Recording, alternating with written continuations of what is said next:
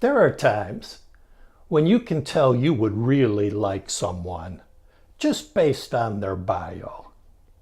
Like Tim Newman, for instance. Here's his bio, and I actually want to read it to you because I want to get it just right. It says he, quote, enjoys playing the drums in a metal band, bird watching, attending medieval jousts, and wrestling with his children. That's my kind of guy. But I actually have an even better reason to like Tim Newman. He's just written a piece about mild cognitive impairment that not only gets something right that most journalists get wrong, but also provides an important new piece of information that might help us understand why some people with MCI develop dementia while others don't. Hi, my name's Tony Deering from GoCogno.com, the website for people with mild cognitive impairment.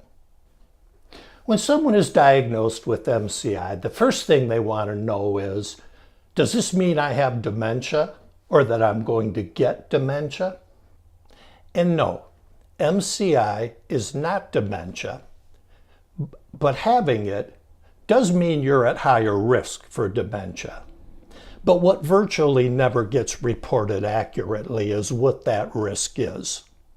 Based on the best evidence we have right now, about 30% of people with MCI will progress to dementia over a period of 5 years, which means that most people won't.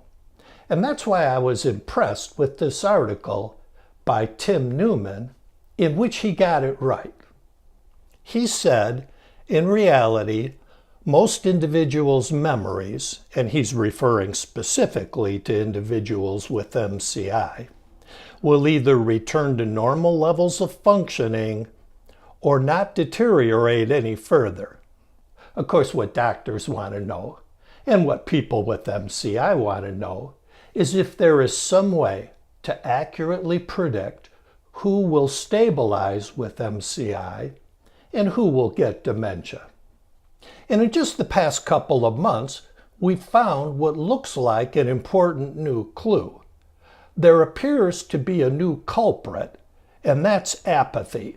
Tim Newman's article, published just a couple of weeks ago, reported on a review of more than 7,000 people who had been seen at memory clinics, and many of those people had MCI.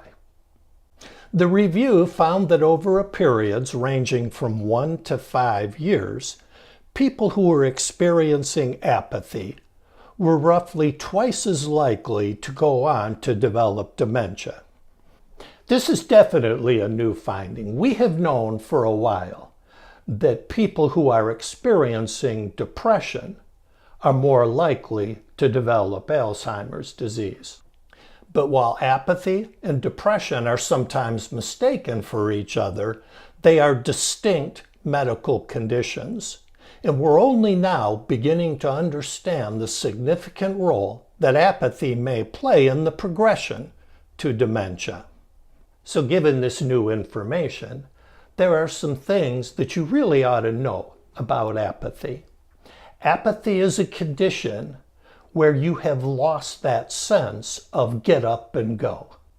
You feel like you have less motivation, or a loss of interest, or you don't react to things with much emotion.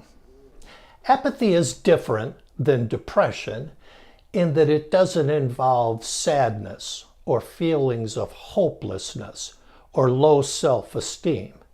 And it appears to be easier to detect in younger people who are experiencing memory concerns than in older people. Obviously, this is a new finding, and much more research is needed.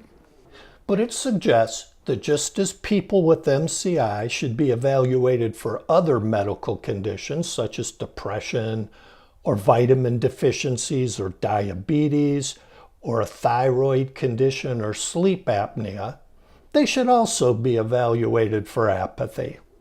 So this is something to talk to your doctor about. And if you want to know more, I've included a link below to Tim Newman's article, and also a link to a really excellent resource page on apathy from the Alzheimer's Society. Thanks for joining me today, and I'll be back again next week. If you don't want to miss my videos, please subscribe to my YouTube channel, which you can do by clicking on that circle there with my face in it. I'd be honored to have you as a subscriber, and I look forward to seeing you again next week. Until then, as always, be kind to your mind.